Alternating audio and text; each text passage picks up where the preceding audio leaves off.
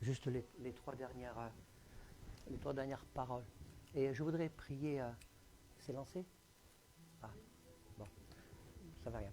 Bonjour à tous ceux qui nous suivent sur Facebook. Et je voudrais juste prier pour ceux qui sont venus ce matin avec un cœur pesant, avec toutes sortes de pensées négatives. Et je crois que j'ai cette conviction que quelqu'un est venu ce matin, au moins une personne est venue ce matin, avec cette pensée. Tu dis dans ton cœur, mais comment je vais faire?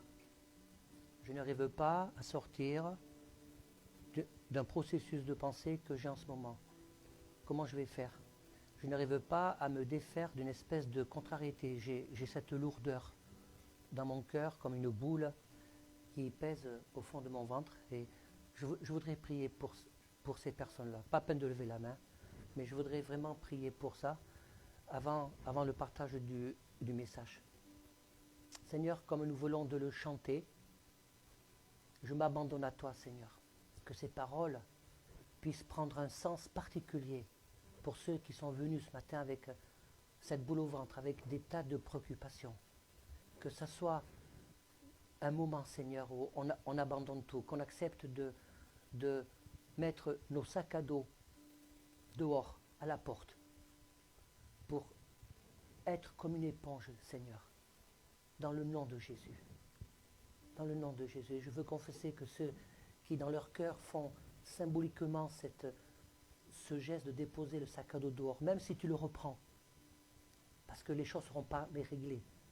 Mais si tu fais ça, le Seigneur va mettre dans ton cœur ce qu'il faut pour continuer à cheminer.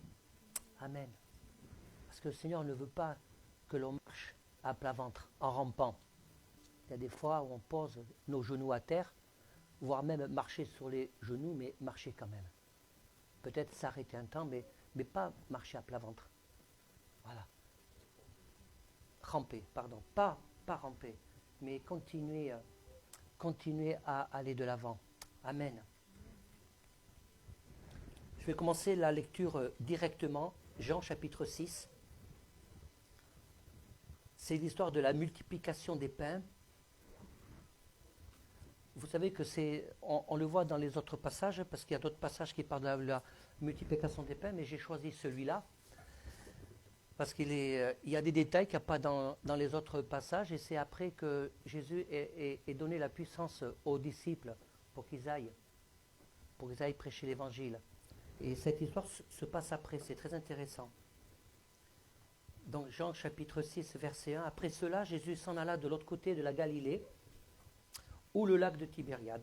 Une grande foule le suivait parce que des gens voyaient des signes miraculeux qu'il faisait sur les malades. Jésus monta sur la montagne et il s'assit avec ses disciples. Or la Pâque, la fête juive était proche. Jésus leva les yeux et il vit une grande foule venir vers lui. Je vais m'arrêter là. Voilà. Vous voyez, il y a toujours cette histoire. Ce matin, je vais procéder différemment. Je vais avancer vous emmener avec moi en voyage, avancer petit à petit dans le texte. Il y a cette grande foule qui venait là. Pourquoi? Parce que Jésus faisait des miracles. Et souvent, nous voyons dans les évangiles, la foule venait parce que Jésus faisait des miracles. Et très peu parce qu'elle était frappée par ses enseignements, parce qu'il faisait des miracles. Alors ça peut paraître très intéressé. J'ai dit à une personne, il n'y a pas si longtemps que ça, mais si tu t'approches du Seigneur parce que tu as besoin de recevoir un miracle ou une consolation du Seigneur, ne t'en prive pas, même si dans ton esprit, il y a cette forme d'intérêt de s'approcher du Seigneur parce que je vais recevoir quelque chose. Est-ce que c'est mal en soi? Lorsque Jésus fait des miracles, c'est que le miracle, je le considère comme un aimant, parce qu'on n'est pas sauvé. Le miracle ne sauve pas. Le miracle n'est pas un blanc-seing qui fait que parce que tu as un miracle dans ta vie, que tu es selon le cœur de Dieu. Et ce n'est pas parce que dans notre église, s'il y a des miracles, il y en a. Hein, je sais qu'il y a des tas de gens qui peuvent témoigner de ce qu'ils ont vécu de fort dans leur vie, même des guérisons. Et si dans notre église, il y a tout d'un coup des gens qui sont guéris, etc., ce n'est pas parce qu'on est mieux que les autres. Et ce n'est pas parce qu'on est selon le cœur de Dieu. Le miracle est juste le moyen qui nous permet d'être à l'écoute du Seigneur, et le moyen qui nous attire vers le Seigneur, et le moyen qui nous encourage, et le moyen qui atteste que sa parole est la vérité. Voici les miracles qui accompagneront ceux qui auront cru, qui accompagneront ceux qui auront cru. Le miracle est le moyen. Et aujourd'hui, le problème dans le monde chrétien en général, c'est qu'on attribue des valeurs, une qualité à des groupes religieux en fonction des choses extraordinaires qui puissent éventuellement se passer. Et le vrai miracle, c'est celui de la conversion en fait.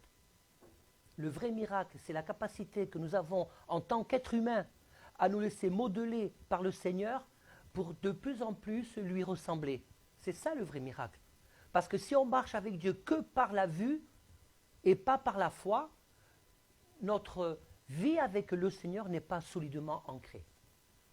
Parce que les miracles, ça vient, ça va. Mais la parole de Dieu, elle demeure. Nous devons nous rappeler que lorsque Jésus va venir chercher son Église, toutes choses passeront. Tout. La prière, tout. La seule chose qui demeure, vous le savez, c'est la parole. Et c'est la parole qui fait foi, c'est la parole qui donne la puissance. Et ce qui est intéressant dans ce passage, c'est que c'est l'un des rares miracles spectaculaires que Jésus fait qui ne soit pas un miracle de guérison. Et ce que j'aime mettre en avant dans la personnalité de Jésus, ce n'est pas tant le miracle, mais c'est plutôt qu'est-ce que ça veut dire derrière. Parce que les 5 pains et les 2 petits poissons, c'est mignon, tout plein, lorsque souvent ça fait partie des histoires de la Bible, comme Zachée, hein, qu'on enseigne aux petits-enfants. Miam miam, il a multiplié tous les pains et tous les poissons. Mais je crois qu'en tant qu'adulte qui voulons marcher avec le Seigneur, je crois qu'il y a quelque chose de profond à saisir derrière ça. Donc la foule le suivait à cause des miracles. Ils étaient attirés par le spectaculaire. Et lorsqu'on lit bien les évangiles, ça n'a jamais posé problème au Seigneur parce qu'il était là pour ça aussi. Donc Jésus, je continue au verset 5, Jésus leva les yeux, il vit une grande foule venir vers lui. Il dit à Philippe, ça c'est extraordinaire, où achèterons-nous des pains pour que des gens aient à manger? Parce que les disciples se posaient la question, mais Seigneur, il faut, on le voit dans l'évangile de Luc, il faut renvoyer la foule. Il se fait tard. Et Jésus, lui, c'est raisonnable. Hein? Comment est-ce qu'on peut prendre une telle responsabilité? Et Jésus lui dit, non, où est-ce qu'on va acheter à manger? Et le texte intéressant nous dit, il disait cela pour le mettre à l'épreuve, car lui-même savait ce qu'il allait faire. Alors pour nous, c'est facile, on a le début de l'épreuve et on a la solution. Mais les disciples, quand ils ont entendu ça, ils n'ont pas compris que Jésus disait ça pour les mettre à l'épreuve. La première question que je voudrais poser ce matin, c'est est-ce que lorsque nous sommes devant une situation d'incompréhension, une situation illogique, une situation humainement impossible à vivre et même à comprendre, est-ce que nous acceptons que le Seigneur quand même nous emmène là-dedans? Est-ce que nous acceptons que cela soit une épreuve du Seigneur? Alors si c'est une épreuve du Seigneur, le Seigneur connaît tout à l'avance. Alors à ce moment-là, on plie bagage et on rentre à la maison. Lorsque le Seigneur nous met l'épreuve, même s'il connaît tout à l'avance, eh bien, en fait, ça a une valeur pédagogique très profonde parce qu'il veut nous emmener nous-mêmes à réfléchir et nous-mêmes à rentrer en action. Vous me suivez? Et donc, il est mis en situation. Tout d'un coup, nous avons là un Jésus qui devient tout à fait factuel. Où achèterons-nous des pains pour tous ces gens qui aient à manger?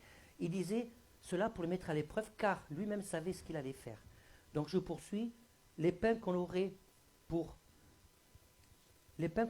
pièces d'argent ne suffit pas pour que chacun en reçoive un peu. Verset 8, un de ses disciples, André, le frère de Simon, Pierre, lui dit, il y a ici un jeune garçon avec 5 pains d'orge et 2 poissons, mais qu'est-ce que cela pour nourrir tant de monde? Il y avait 5000 personnes, 5000 hommes. Dans la culture de l'époque, on comptait que les hommes. Désolé, mesdames, on ne comptait pas les femmes. Donc on peut bien multiplier au minimum par 4. Au minimum. Parce que je pense que c'était des grandes familles.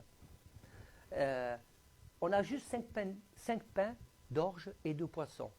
Est-ce que vous savez à quoi ça correspond, ces 5 pains d'orge et ces 2 poissons? Parce que ça a été amené par un petit garçon. C'était, dans le contexte de l'époque, c'était une sorte de banque alimentaire à l'époque.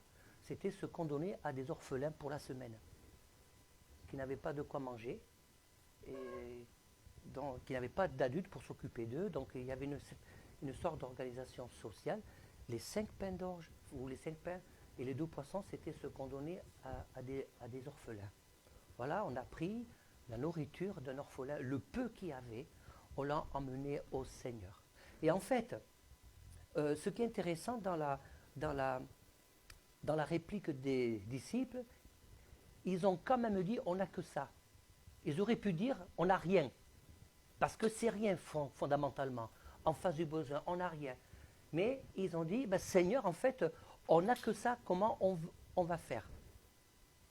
Ce qui nous empêche, mes frères et sœurs, d'avancer avec le Seigneur, ce qui nous empêche parfois de vivre des expériences avec Dieu, c'est que le peu qu'on a, on ne le donne même pas. Le peu qu'on a, on ne le dit même pas au Seigneur. Le peu qu'on a, on estime que ça n'a pas de valeur, donc c'est même pas la peine d'en parler. Et je crois que quand on a une telle réaction, souvent parfois par ignorance ou par réflexe, c'est quand même involontairement, quelque part, est-ce que ça n'est pas faire un affront au Seigneur? Parce qu'on le chante, il est le Tout-Puissant. Rien n'est trop compliqué pour lui. Sauf que le Seigneur veut nous faire comprendre à travers ça, c'est que dans la relation qu'il veut développer avec nous, il veut tout prendre. Même le peu, il veut tout prendre. Parce que je vous rappelle quand même que c'est très important, si nous voulons marcher, servir Dieu selon son cœur, nous ne pouvons pas servir Dieu en nous présentant devant Dieu avec nos compétences, en nous présentant devant Dieu avec nos connaissances, en nous présentant devant Dieu avec notre histoire. Ça fait depuis longtemps, on m'a dit que je sais que c'est comme ça, on ne sait rien du tout. Parce que quand on lit des passages simples comme ça, nous sommes obligés de reconnaître que nous découvrons des nouvelles choses. Alors, je n'ai que 5 pains et 2 poissons. Le Seigneur était en train d'enseigner les disciples. Il y a une foule qui a soif. Et derrière cette histoire, ils sont dans la montagne, ils sont à l'écart de la ville. Il y a cette foule qui suit, mais elle ne sait pas comment suivre le Seigneur. Elle suit le Seigneur parce qu'il y a quelque chose qui l'attire. Et donc, s'il y a des gens qui suivent le Seigneur parce qu'il y a quelque chose qui attire et que ça s'arrête là, l'œuvre de Dieu ne peut pas se faire. J'ai souvent entendu dire, et là c'est un problème de nourriture spirituelle, ah, il a été touché par le Seigneur. Ça va, c'est bien. Est-ce que ça suffit pour avoir l'assurance du salut? Il a été touché par le Seigneur. Est-ce que je vais me contenter de dire il a été touché par le Seigneur? Qu'est-ce que je fais ensuite? Qu'est-ce que je donne pour aider à poursuivre cette démarche spirituelle? Je connais une personne qui aime bien prêcher l'évangile dans la rue et qui en même temps est assez hostile au type d'église institutionnelle comme les nôtres. Donc pour cette personne, l'essentiel c'est que cette personne donne son cœur au Seigneur. Oui, mais après. Après. Vous savez qu'est-ce que ça me fait penser, ça? Ça me fait penser, on met un bébé au monde et après on le laisse comme ça au bord d'un escalier pour que quelqu'un puisse éventuellement s'en occuper. Nous sommes tous responsables des uns des autres, mes frères et sœurs. Nous devons tous nous soucier de la façon dont l'autre grandit avec le Seigneur. Vois ce que tu en es avec le Seigneur. Et Jésus dit, donnez-vous leur même à manger. Il disait ça pour les éprouver. Et qu'est-ce qu'ils ont appris, les disciples? Ils ont appris que ce n'est ni par puissance ni par force. Ça vous rappelle ça? Quand je sers le Seigneur, ce n'est ni par puissance ni par force.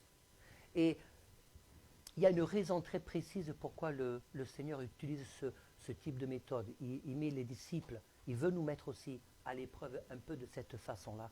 Parce que la volonté de Dieu, clairement, c'est que dans tout ce que nous faisions, nous apprenions à vivre la gloire de Dieu, à vivre les promesses, parce que Jésus répond à toutes les prières.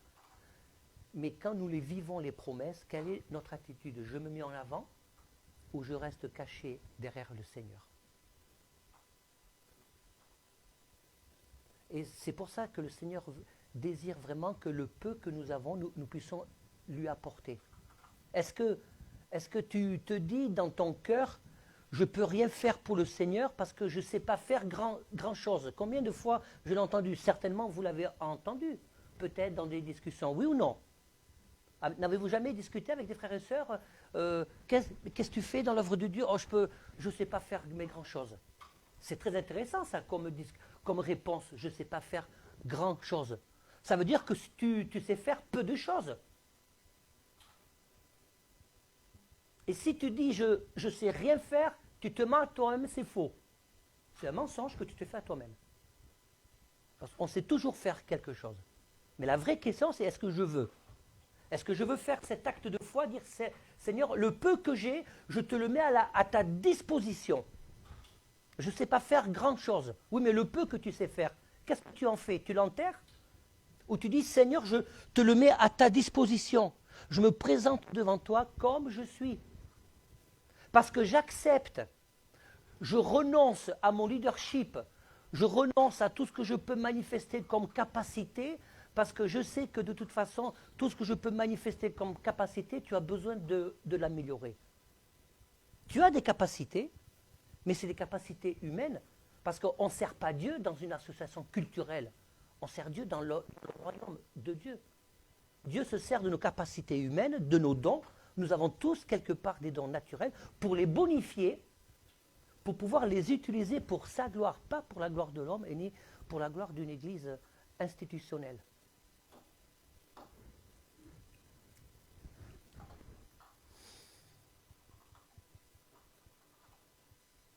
Verset 8, je répète, un des disciples, André, le frère de Simon-Pierre, lui dit, il y a ici un jeune garçon qui a 5 pains d'orge et 2 poissons, mais qu'est-ce que ça pour tant de monde? Jésus dit, faites asseoir les gens. Il y avait beaucoup d'herbes à cet endroit. Ils s'assirent donc, au nombre d'environ 5000 hommes. Jésus prit les pains, remercia Dieu, et les distribua aux disciples. Ils les donnèrent à ceux qui étaient là. Il leur distribua de même les poissons, autant qu'ils en voulurent. Ils furent rassasiés. Il dit à ses disciples, ramassez les morceaux qui restent, afin que rien ne se perde. La capacité de la multiplication du Seigneur, autant qu'ils en voulurent. Et il en restait encore. Ça, c'est le principe de l'abondance de Dieu. Et ce que je retiens là, derrière cet enseignement, c'est que il y a des gens qui utilisent ce verset pour justifier la théologie de la prospérité, mais ce n'est pas du tout ce que ça veut dire. C'est que la volonté du Seigneur, Jésus est en train de nous dire, le peu que tu me donnes, que tu me mets à ta disposition, que tu désires mettre à ma disposition, dit le Seigneur, non seulement je vais le prendre, mais je vais le multiplier et il en restera. Il n'y a pas de gaspillage avec le Seigneur. Il n'y a pas de gaspillage. Jésus a dit de tout ramasser. Pourquoi il n'y a pas... On aurait pu dire, c'est le Seigneur qui a multiplié, ça a coûté rien du tout. Si, ça a coûté un peu. Le Seigneur a fait asseoir par rangée, par 50. Vous savez, ça me parle. Qu'est-ce que ça veut dire?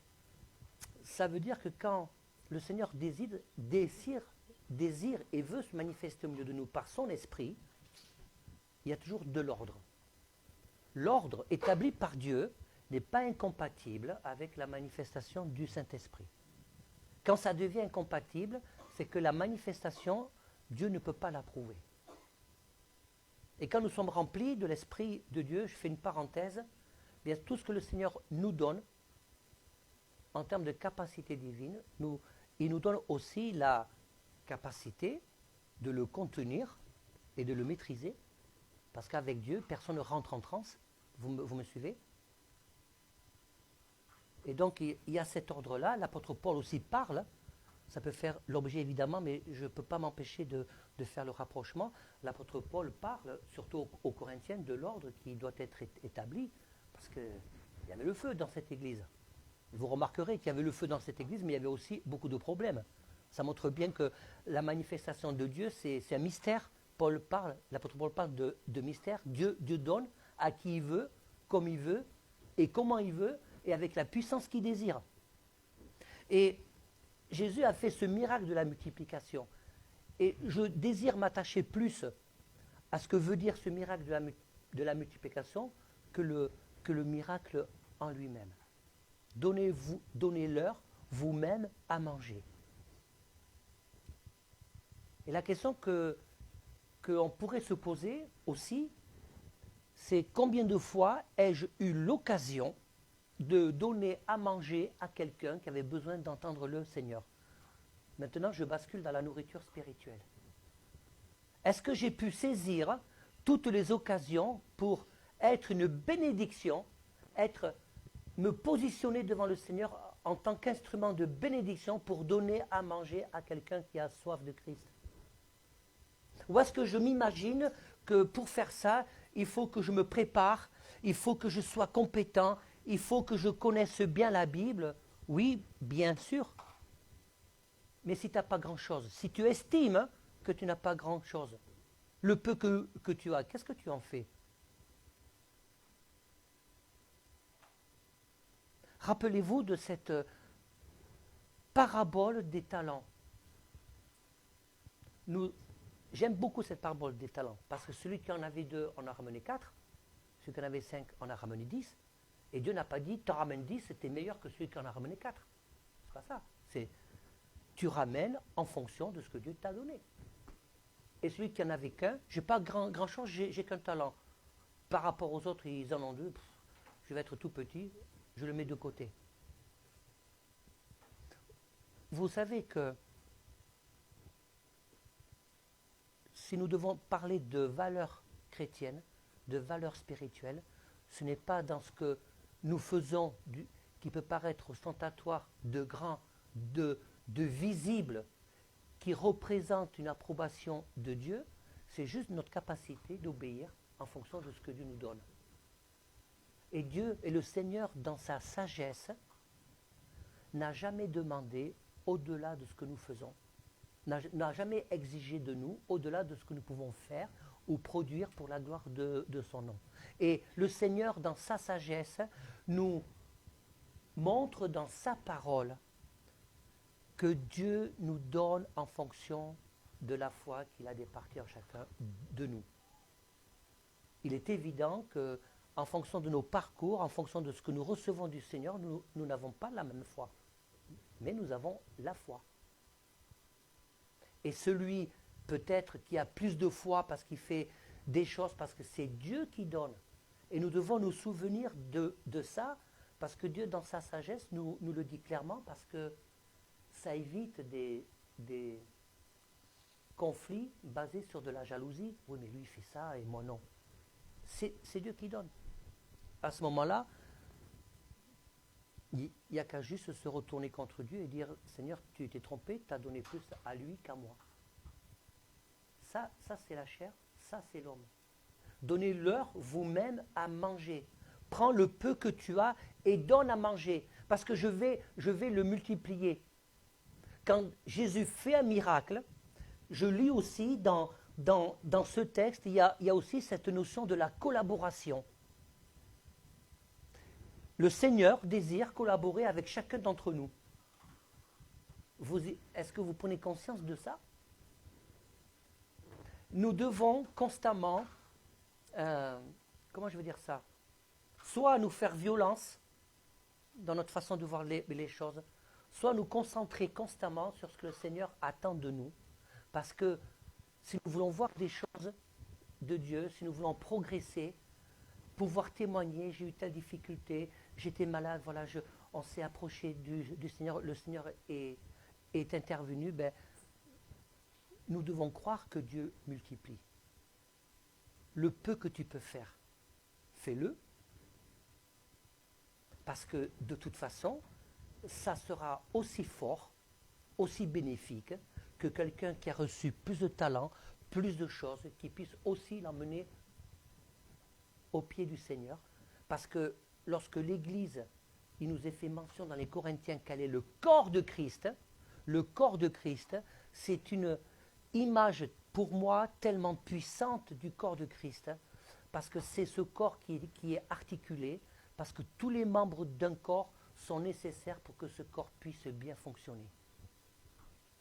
Et vous voyez, c'est formidable parce que vraiment que le Saint-Esprit puisse nous faire prendre conscience, si nous voulons vraiment marcher selon le cœur de Dieu, que cette image du corps de Christ nous suggère clairement que les plus, parce que l'apôtre Paul il va loin, hein, quand il dit les membres les moins honorifiques de notre corps, c'est justement de cela qu'on en prend le plus soin. D'accord? Je ne vais pas vous faire un dessin. J'avais prévu une diapo, mais je me suis abstenu. Donc ça montre bien, je vais employer ce mot exprès, cette mentalité de Dieu, cette façon de faire du Seigneur, cette pédagogie du Seigneur, que la véritable Église du Seigneur, c'est que l'on ait ce réflexe de prendre soin de ceux qui en ont le plus besoin. Or, lorsque l'esprit du monde rentre dans l'Église, on prend davantage soin de ceux qui ont des compétences, qui ont des appels, qui sont mis en avant, et puis le reste, c'est la quantité mais négligeable. Ce n'est pas ça le corps de Christ, ce n'est pas ça l'Évangile.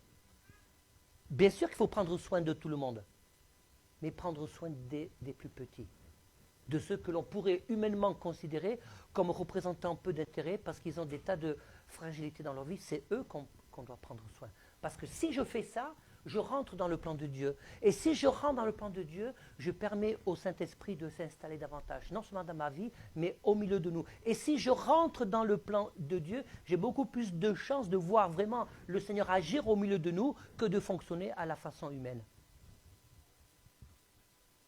Et lorsque je lis ce passage, bien j'ai le sentiment que le Seigneur me dit constamment, Paul, fais attention. Fais attention comment tu sermais le Seigneur. Pose-toi toujours la question si ta façon, si ton humanité commence à phagotiser mon esprit que je veux mettre en toi. Et je vous invite à vous poser toujours ce genre de questions. Donnez-leur vous-même à manger. Voilà. Le Seigneur, on n'a rien, juste du pain de poisson. Ça, c'est vital, la communication. Est-ce que nous communiquons assez avec le Seigneur? Ou est-ce que la demande de nos besoins, de nos interrogations reste juste au niveau du mode de pensée? Ça arrive ça. J'ai un besoin, j'ai une frustration, j'ai des projets, ou j'ai des envies, ou j'ai des espérances, j'ai des espoirs, mais ça reste là-dedans. Ça reste juste au niveau d'une envie ou au niveau d'une hypothétique espérance. Est-ce que ton besoin, est-ce que ton envie, tu l'exposes vraiment au Seigneur? Parce qu'en faisant ça, il va se passer deux choses. La première, si tu le fais avec un cœur ouvert, avec un cœur obéissant, prêt à te soumettre à ce que le Seigneur va te faire comprendre et va te montrer, tu vas discerner si ce que tu as, si ton besoin ou ton envie est conforme à ce que Dieu attend de toi. Et à partir de là, il faudra agir en conséquence. Et si c'est conforme à ce que Dieu attend de toi, le fait de l'exprimer, dire Seigneur, j'ai que de pain et de poisson, ben donne. Ne reste pas uniquement sur le constat. Parce que Jésus les a fait asseoir. Qui c'est qui a distribué les corbeilles? C'est les disciples. Nous devons prendre conscience qu'il y a toujours ce phénomène de collaboration. Et c'est partout pareil. Il y a toujours cette collaboration. C'est vrai que c'est Dieu qui fait, mais c'est l'homme qui fait aussi. Et la difficulté, c'est que parfois, nous pouvons avoir cette paresse de faire pour avoir ce discernement. Ben, je fais parce que je sais qu'à ce point-là, ben, Dieu va prendre le relais. Comment, puisqu'on parle de miracle, comment est-ce que Jésus peut dire à un paralytique, lève-toi et marche?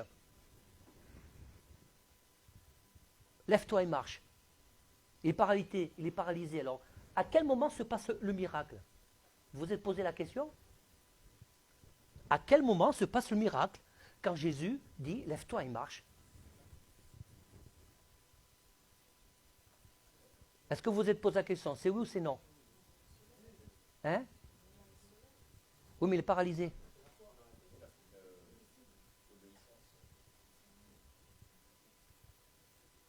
C'est qui, dans sa tête, oui, parce que ça se passe là-dedans, dans sa tête, c'est qu'il a envisagé de faire le geste qu'il avait perdu l'habitude de faire. Lève-toi et marche. Quand le paralytique était sur son lit, il ne pensait plus du tout à s'y dire, tiens, je vais me lever là. J'ai assez dormi, je fais la race matinée, c'est le moment que je me lève. Il y avait des habitudes, des gestes de la vie quotidienne qui n'étaient plus pratiqués, c'est parce que c'était mort, ce n'était pas la peine. Et là, tout d'un coup, Jésus lui dit, lève-toi et marche. Donc, je veux me lever. Et c'est là que le miracle s'est produit. Est-ce que tu veux donner tes 5 pains et tes 2 poissons? Est-ce que tu peux identifier, est-ce que nous pouvons identifier dans nos vies nos 5 pains et nos 2 poissons pour dire, Seigneur, je te le donne? Et voyez, il y a toujours dans le texte que nous lisons aussi, il y a aussi ce laps de temps, parce qu'il n'y a rien de magique avec le Seigneur. Il n'y a rien de magique. Il y a des choses qui ont été ordonnées, il y a eu la distribution, et le miracle s'est produit au fur et à mesure que les disciples étaient en action. Les disciples ont accepté ce miracle. Ont accepté. Tu l'as dit, Seigneur? Ben ouais, ben je vais le faire. J'obéis.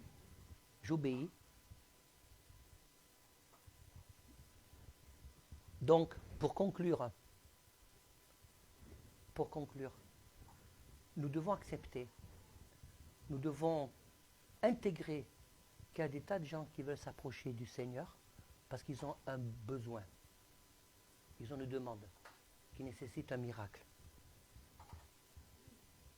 Je pose une question, mais je ne te demande pas de répondre. Juste une question, parce que ça me paraît important.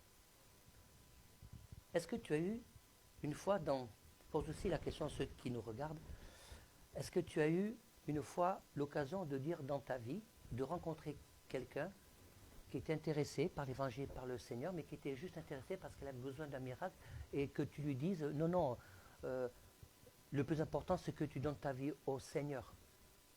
Et le miracle, on verra après. Parce que si c'est le cas, c'est une faute. C'est une faute. Parce que moi, je ne vois pas ça, le Seigneur. Le Seigneur, Jésus n'a pas fait de distinction entre ceux qui voulaient avoir ce miracle de la vie éternelle, comme le jeune homme riche, comme Nicodème, et ceux qui sont venus avec le Seigneur par intérêt, parce qu'ils avaient besoin d'être guéris, tout simplement. Le Seigneur, mais il les a pris. Parce que Dieu, il a une méthode très très simple. À cause du fait de son amour, grâce à son amour, vous savez ce que Dieu veut, c'est que les gens viennent dans son espace intime. Ce que Dieu veut, c'est que tu rentres tout à nouveau dans son espace privé. Quel que soit ton besoin, quelle que soit la motivation de ton besoin, Dieu dit, ok, j'entends, viens avec ça. Et une fois que tu es dans ton espace, dans son espace, là, il peut faire son travail. Dieu ne fait pas de télétravail. Dieu ne fait pas de travail à distance, même s'il répond à distance. Est-ce que vous comprenez la différence? Quand je dis que Dieu ne fait pas de travail à distance, c'est que Dieu n'agit pas si notre attitude, si notre façon de nous approcher n'est pas conforme à ce qu'il veut. Les disciples, ils ont obéi. Ils ont gagné l'épreuve. 20 sur 20. Parce que s'ils avaient occulté les 5 pains et les 2 poissons, il n'y aurait pas eu de miracle. La Bible ne nous dit pas ce qui s'est passé, ce qui se serait passé. Peut-être que Jésus aurait fait le miracle. Il les aurait sermonnés, comme il a déjà fait. Hein. Mais ils ont dit, on n'a que ça, c'est bien, voilà ce que je vais vous apprendre. Tu vas donner à manger à une foule avec ce que tu as. Parce que tu vas nourrir, non pas en fonction de tes capacités, mais tu vas nourrir les autres en fonction de la matière première que tu vas me donner, parce que je vais faire la suite. Comprenez le système des matières premières? Quelle est ta matière première? Quand je préparais ce passage, je pensais, je ne peux pas m'empêcher souvent de penser à mon travail. Nous avons besoin, on appelle ça les MP pour faire vite, MP, les matières premières. Une matière première pour fabriquer des produits chimiques, c'est le mélange de matières premières qui vont produire, mais une matière première seule, on ne peut rien faire, il faut qu'il y ait plusieurs matières premières pour pouvoir fabriquer. Quelle est ta matière première que tu peux mettre à la disposition du Seigneur? Et pour être pratique, il n'y a pas que le spirituel, il y a tout ce qui constitue l'aspect matériel de l'œuvre de Dieu. Si nous sommes d'accord d'être dans un local comme ceci, il n'y a pas que le spirituel. Il y a des affaires courantes matérielles. Le 10 juillet, on va organiser une grande séance de nettoyage parce qu'il y a un gros boulot à faire autour. Mais l'accueil, c'est très matériel, ça, l'accueil, faire du café. Hein? Préparer les gâteaux, dire bonjour, bienvenue. Content de vous voir.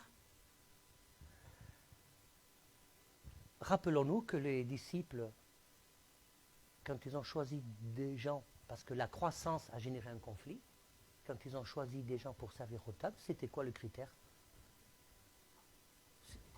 C'est fou ça.